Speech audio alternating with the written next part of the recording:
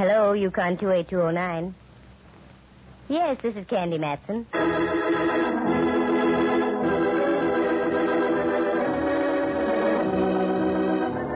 The National Broadcasting Company presents Candy Matson, Yukon 28209.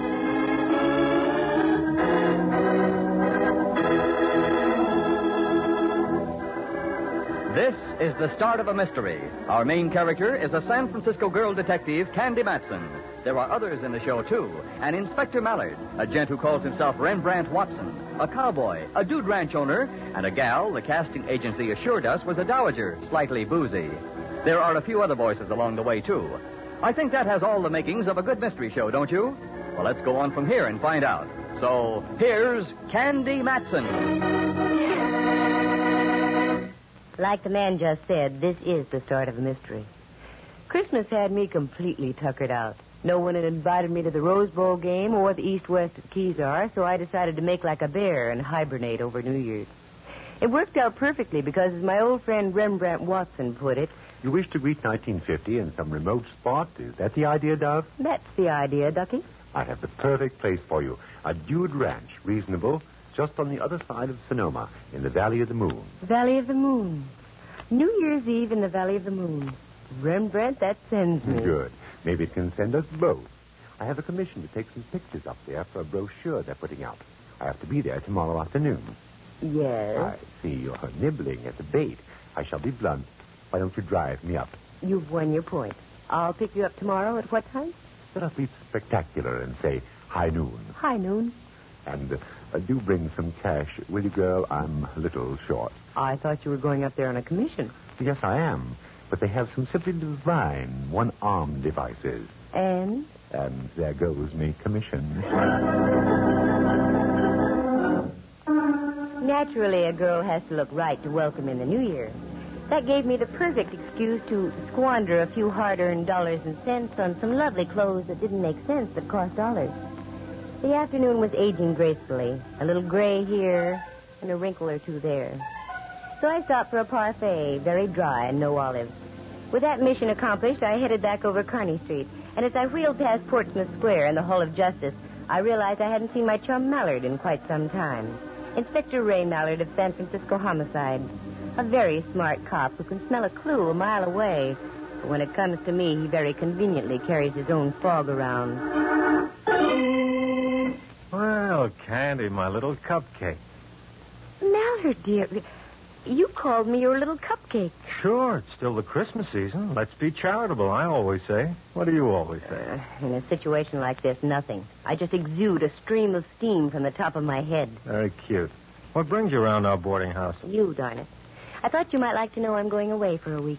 What did they get you on? Petty theft? Yeah, and they got me as I tried to make my getaway on a tricycle. But for your information, Inspector, I'm spending my New Year's Eve up in the Valley of the Moon. Oh, want to get away from it all, huh? That's right. You in particular. In that case, may I get you a midwinter vacation off to a flying start? You can try. How? I'm not working tonight. How's about a movie? You've got yourself a date. What's playing? Tex Acuff. That's what I thought. Where's Tex and his faithful horse Mustard playing this time? Well, at the plaza. And the picture's a pip, too. I'll bet. I read all about it. Yeah. Hot lead over Laredo. Look, here's the ad in the paper. Oh, I can't wait to see it. Show me. There. Yeah. A searing epic of the West's wild grandeur. Men as rugged as the mountains. Whee. A singing saga of scorching bullets, strumming guitars, and supple senoritas. And starring the champ of the cowboys, Tex Acuff.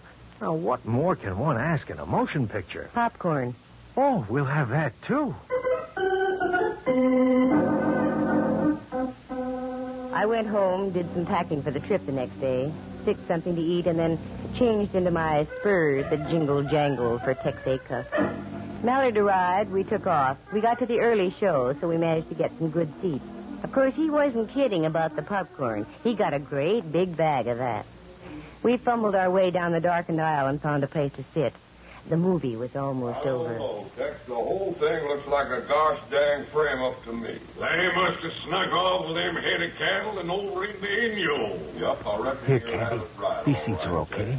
They must have gone that way, all right. Only one thing. Oh, sorry, lady. So am I, thief. What's happened to Ted? Last time I seen her, she was leaving the you're okay. schoolhouse to start Have some You ain't popcorn? heard from her since? No. No. I wonder where the sheriff is. He said he was going to be riding by directly. Oh, probably not. I said sure is good popcorn. Sure you don't want some? What? I said, are you sure you don't want some popcorn? I keep saying no. No, thank you. I don't want any popcorn, Laura, dear. If you'll pardon me, I'm going home and catch this on television. Like seeing, not with Tess missing this away. I understand your feeling on the matter, Dick.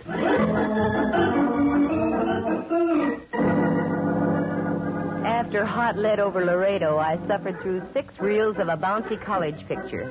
The freshmen looked like holdovers from the early days of the war. Then a newsreel, then a cartoon, then the trailers, then again Texaca. So we got out about midnight, and I drove Mallard back to the Hall of Justice. As he got out of the car... Oh, well.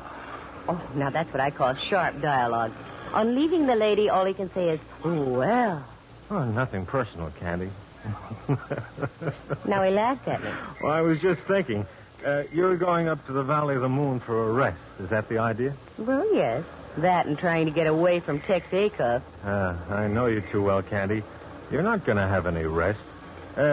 Look at the headline on that paper in the newsstand there. Man missing in Sonoma mystery. And Sonoma can have it. Mallard, dear, if I so much as step inside the Sonoma city limits, you can come and lead me away quietly. You know something? I'm going to remember that. Mallard waved goodbye and went inside. I didn't like the way he said that. But I had other things to think about, such as getting home and getting some sleep. So I did. And in the morning, I drove over to California Street, picked up Rembrandt, and we headed out across the Golden Gate Bridge up toward Sonoma. The Valley of the Moon wasn't too far, a couple of hours of leisurely driving with time out for readjustment, and you're there. Then another 8 miles north and east, and there was the Dude Ranch.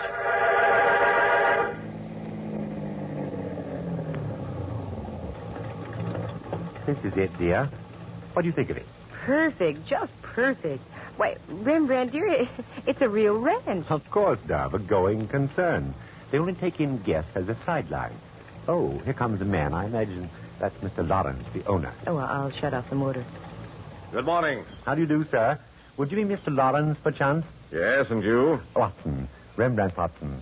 I'm here to take some pictures for you as we discussed via the Bell system. Oh, yes, Watson. Right on time. That's good. Oh, Candy, may I present Mr. Lawrence, owner of the Double L, Miss Matson. How do you do? Miss Matson was wondering if she could get accommodations for about a week, Mr. Lawrence. What? Now, wait a minute, Watson. I'm paying you a substantial fee for this job, and I won't get stuck with non-paying guests. Oh, I think you're laboring under a misapprehension. Hold it, Rembrandt. Look, Mr. Lawrence, I'm here as a commercial guest. I'm not asking for any favors. And I doubt if I'd stay here now if you got down on your bended knuckles. Oh, now, wait a second. I didn't mean it just that way. I apologize. It's only that, well, I've had some tough luck with people lately who seem to be only too intent on beating me out of their bills. Please, Miss Matson, excuse me. I just jumped to conclusions, that's all. I think you set a new record for the jump. Oh, forget it, Dove. Do. Okay, I'm sorry. Do you have room for me, Mr. Lawrence? Why, yes, of course. A delightful cabin just in back of the ranch house. Not being prepared, it'll take about an hour to get it in shape. Will that be all right? Yes, sure. We can eat in the meantime. Fine. I'll get one of the boys to fetch your luggage. Oh, you can park over there under the old stables. Oh, no garage? Well, again, I have to apologize, Miss Matson. The garage is overloaded now. We have a sheriff's posse up here. The owner of the ranch next to mine disappeared yesterday afternoon. The sheriff is searching the entire vicinity around here. Dove, are you all right? Well, speak to me, girl. What is it? I'm all right. I just happened to think of something Mallard once said last night. I pushed my assembled horsepower into the stables where they belonged, and Rembrandt took me by the arm and steered me into the ranch house. It was a beautiful place, a tall cathedral-like living room with a crackling fireplace about the size of Dante's Inferno at one end. Off to this one side of the fireplace was a cozy little bar. The sun was just going over the yardarm, so I figured an old-fashioned would be quite in order. Old-fashioned was right. Behind the bar was the personification of an old-fashioned cowboy. Real chaps, a leathery face, and little squint wrinkles around his eyes. Well, howdy, Tex. It seems like as if I done saw you in a movie last night. Howdy yourself, ma'am. Nope. Must have been two other cowboys. I've been working here at the Double L for almost 5 years. My mistake, partner. Matson's the handle. What's yourn? Is that the way cowboys talk, ma'am? Yeah, Hollywood and Vine variety. I'm glad to know you. Call me Jeff, Miss Matson. Check. This is Rembrandt Watson. Rembrandt, Jeff. Are those shoulders sewn in, or are they real? I'm afraid they're real. Hiya, Mr. Watson. You riding herd on all those bottles back there, Jeff? Yep, for better or worse. Chang, our regular bartender, took a powder on us day before yesterday. Uh-oh. Seems like he picked a bad time to do a run-out. Oh, you mean the missing gent from Glen Valley? Glen Valley? Yeah, that's the ranch next to ours. Yeah, I understand the police are on the lookout for Chang, but he didn't do it. He's a good, honest Chinese boy. Even so, it's a bad time to disappear. Oh, I admit it doesn't sound good. Well, if you folks won't mind the efforts of an amateur dispenser, what can I do for you? An old-fashioned for me, Jeff. Well, that I can try. From now on, it gets easier. Rembrandt only wants a Coke. Well, I can sure fix that all right. Uh-oh. What's wrong? Here comes the Duchess. The Duchess? Yeah, one of our guests. Oh. She's been out here about 2 weeks. And she can go through distilled spirits faster than a buzzsaw through mushy pine. And I hope you're prepared to talk. Always, Jeff. Always. Hello, my dear. You just arrived, haven't you? Mentally or physically? Oh, my. A sense of humor, too. I shall enjoy your company. Are you staying long? Well, I'm not sure now. My plans are rather indefinite. Oh, you'll love it here, Miss... Matson. And may I present Mr. Rembrandt Watson? Charmed, I'm sure. As of now, me life has commenced. Oh, you delightful lad. Jeff, dear boy, make me just a little nip of the old favorite, will you? Sure. One painkiller coming up. Here's your old-fashioned, Miss Matson. Thanks. Mr. Watson, your coat. Thanks, sir. Young lady, you must be an actress. You look like one.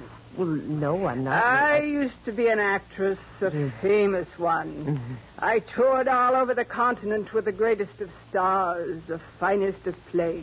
Mm. I was the toast of London, Berlin, Vienna. Yes, but I I had kings and princesses worshipping at my feet. Oh. I was once the vortex of an international incident. But no matter. Those days are gone forever now. And here's your tonic, Duchess. What? Oh, thank you, Jeff. Well, as we used to say, here's to crime. What was that? It's a perfect toast. We have quite a mystery in this part of the country, young lady. And so I keep hearing. I can't understand. Mr. Ferguson had everything to live for. Mr. Ferguson? The man who owned Glen Valley. Wealthy, good-looking, in the best of health. You seem to know quite a bit about the gentleman, Duchess. Only what I read in the newspapers, and I can't understand it. Well, as I said, here's to crime. We dallied at the bar for a few more moments. Then Jeff informed me that lunch was ready, and Rembrandt and I ate. We managed to duck the Duchess. I don't think I could have taken her with food.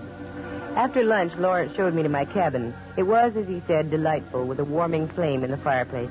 It was cheery and comfy, and I felt completely at home. Lawrence left to talk to Rembrandt. They were going to discuss the pictures he wanted taken. I felt like going riding, so I changed into my jeans and started to leave. But as I did... Oh, sorry, Miss Matson. I didn't mean to frighten you. Oh, well, you did, Jeff. I was just about to knock when you opened the door. Oh, that's okay. Was there something you wanted? Well, you're in riding clothes, and that answers my question. The question being? Well, were you going riding? You see, the boss wanted to know if you were going riding, and if so, did you want some company? I usually show the guests around the acreage. Well, yes, that'd be wonderful. And how long do you want to be out, Miss Matson? About 3 hours or so. Sure. In that case, we'll take the deluxe tour. over across the back 60 and up through Manzanita Canyon. You know, when we get up to the top of Iron Mountain, you can see the whole Valley of the Moon. That's for me, Jeff. Let's hit the leather. Jeff was obviously born to the saddle and came into this world teething on a tether rein. You couldn't tell where the horse left off, and Jeff began, a real rider. We nosed out through the clump of ranch buildings and on into open space. I had a fine horse under me, and I really felt like I was living. We'd been riding about an hour when we came across a little stream. Jeff indicated we should stop and water the horses.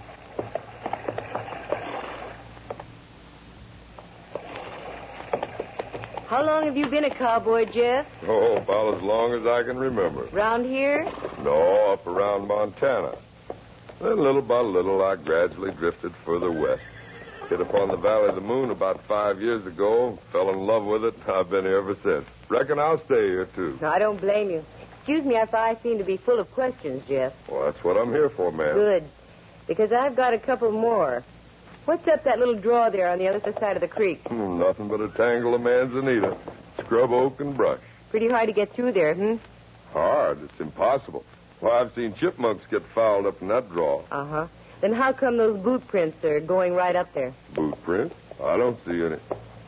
Well, hey, you're right. Either boot prints or the result of shoes with Cuban heels. Well, now, there's a strange one. Exactly what I thought, too. Say, you know, something just dawned on me. Matson. Didn't I see your pictures in the Frisco papers a couple of weeks back? San Francisco. Beg pardon? San Francisco. Oh, yeah, San Francisco. Excuse me. Oh, sure. You know, the way you was asking those questions just now, it hit me. You're a detective. I'm afraid you got me, partner. Uh-oh, wait a minute, Miss Matson. Listen. Let's duck, Jeff. Too late now. What's that? Well, whoa there. What are you doing over this way, Jeff? Hi, boss. Well, say, you give us quite a little start. You haven't answered my question. Oh, we just stopped to water the horses, Mr. Lawrence. Miss Matson here is a mighty fine rider. She wanted to make the big circle of the ranch. Well, you certainly picked a fine time to do it. The sheriff's posse is out around this way. You're liable to get shot. Now get back to the ranch, pronto. Just a moment, Mr. Lawrence. You've been uncivil ever since I got here, and I don't like to be dictated to. It's like being on board ship, Miss Matson. The captain is the law. I'm the owner of this property, and you'll do as I say. Now get moving, both of you. And if you don't like my attitude, you can leave any time you want. Leave? Now? Yes. Oh, no, Mr. Lawrence. I'm beginning to find your ranch extremely interesting.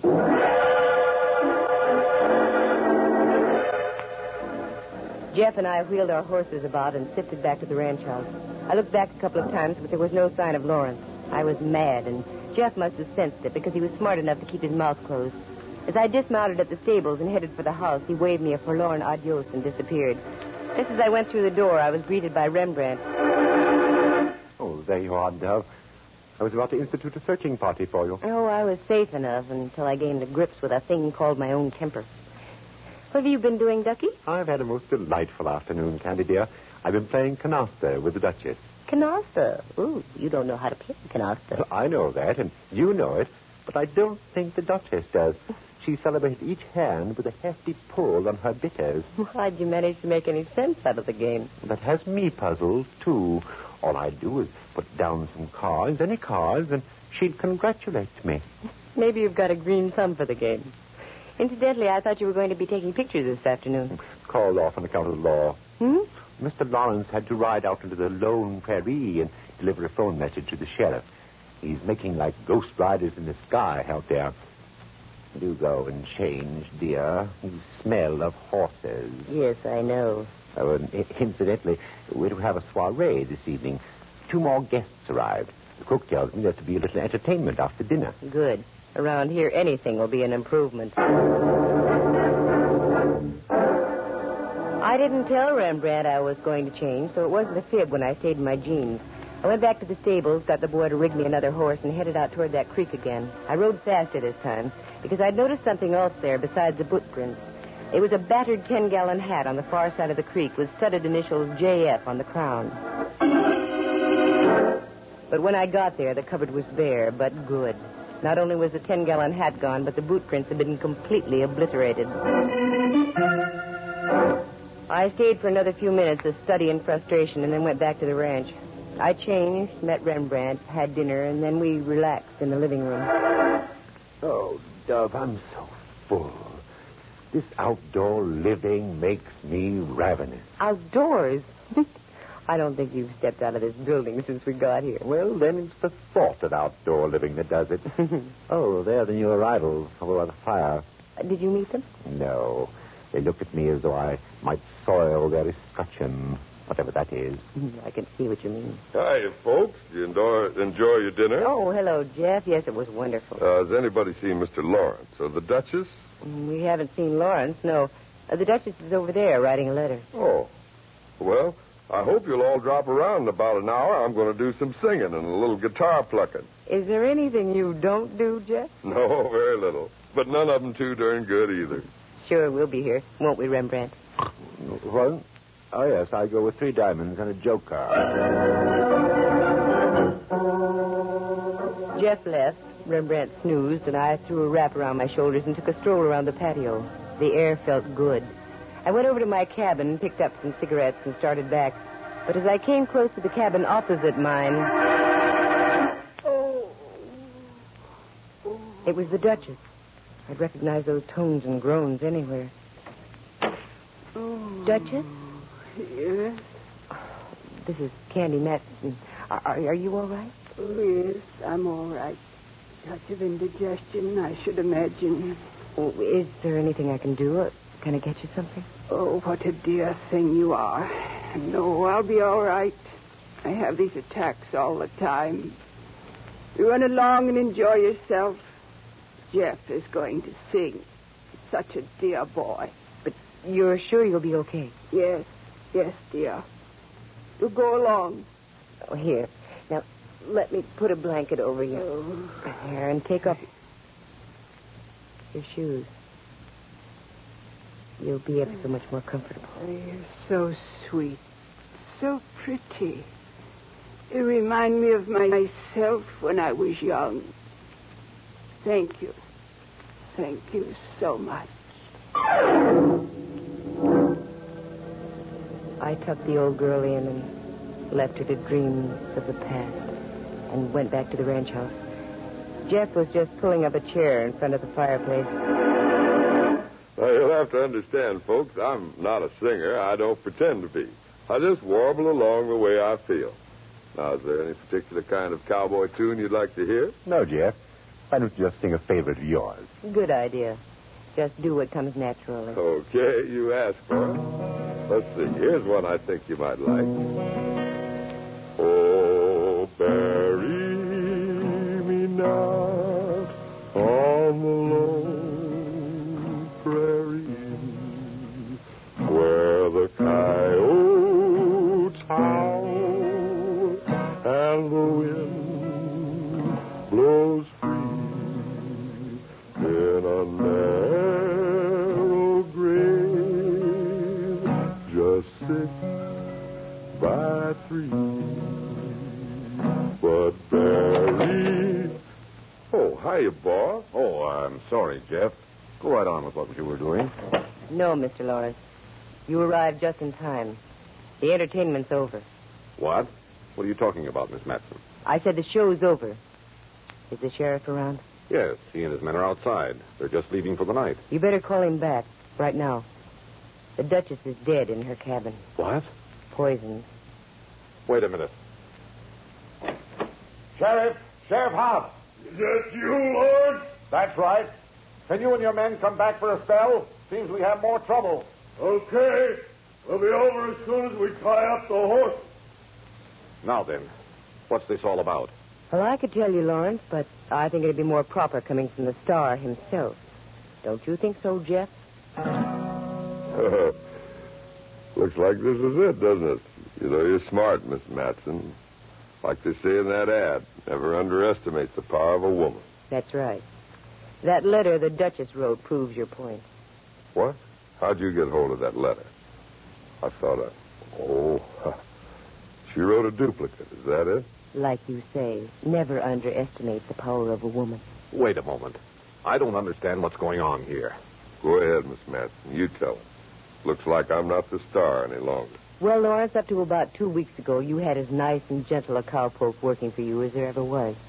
Then the Duchess arrived. She wasn't kidding when she claimed to have mingled with nobility, important people. As a matter of fact, she had an inside tip about your ranch and the one next door, Ferguson's place, Glen Valley. Didn't you receive a fantastic offer for your property from a big wine company just recently, Lawrence? Why, yes, I did. So did Ferguson. They were going to merge the two places and make it one of the world's largest vineyards. I didn't know about that part of it. But the Duchess did. She wanted in on the ground floor. That's why she came out here. She tried to talk business with Ferguson, but he'd have none of it. So, in one of her boozy moments, she hit upon the idea of doing away with Ferguson. But she didn't have the nerve to go through with it. That's when she approached Jeff here and cut him in on the deal. Jeff was tired of the poor but honest cowboy routine, saw a chance to make some heavy sugar, and went along with the gag. Right, Jeff? She's got it straight so far, boss. Jeff, I can't believe my ears. Oh, that's nothing. Just wait a while. Jeff and the Duchess were out riding one afternoon when, by chance, Ferguson rode up, too, just where the boundaries of the two ranches meet. While the Duchess talked to Ferguson, Jeff sneaked around and back and bashed in his head.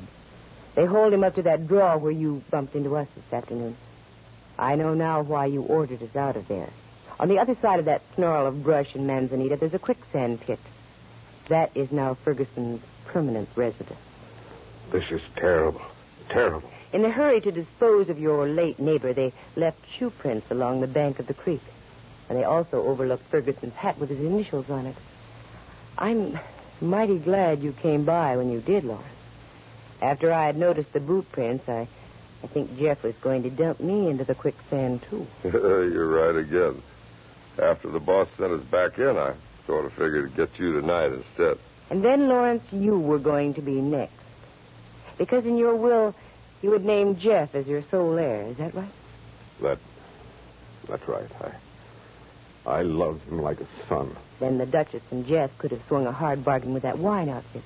All very smooth except for one thing. One thing? I'm kind of curious about that one thing, Miss Matson. Alcohol, Jeff. It's not only lifting to begin with, but also acts as a depressing agent.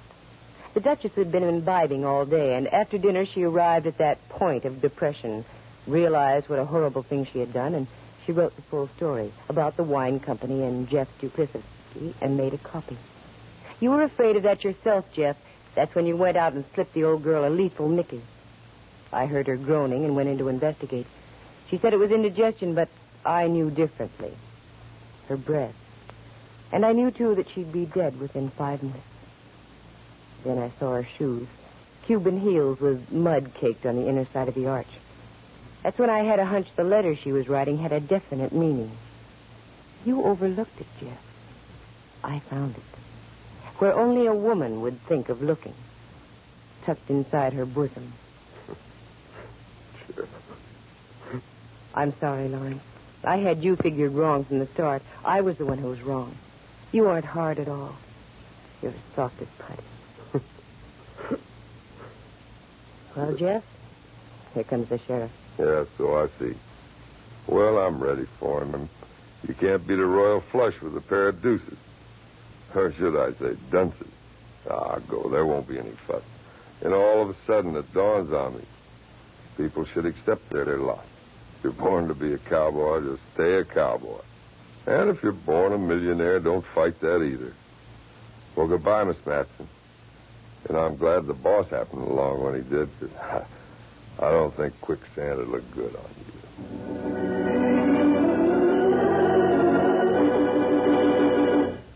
Like Jeff said, he went quietly. No trouble. Too bad he wasn't content to be just a ranch hand, simple and unspoiled.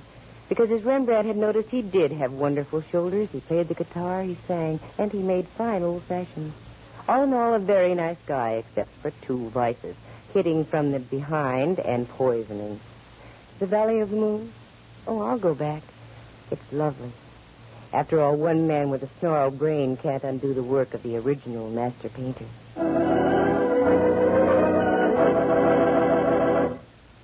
Listen again next week at this same time. For excitement and adventure, just dial Candy Matson. Yukon 28209.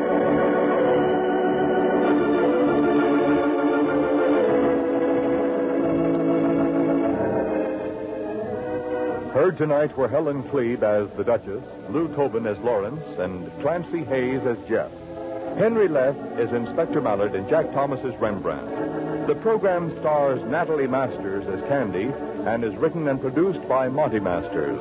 Sound effects were created by Bill Brownell and Jay Rendon. Eloise Rowan is heard at the organ.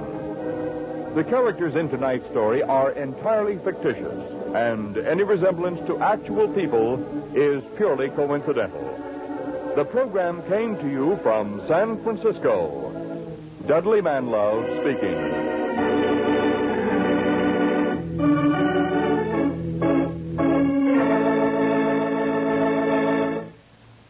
You are tuned for the stars on NBC.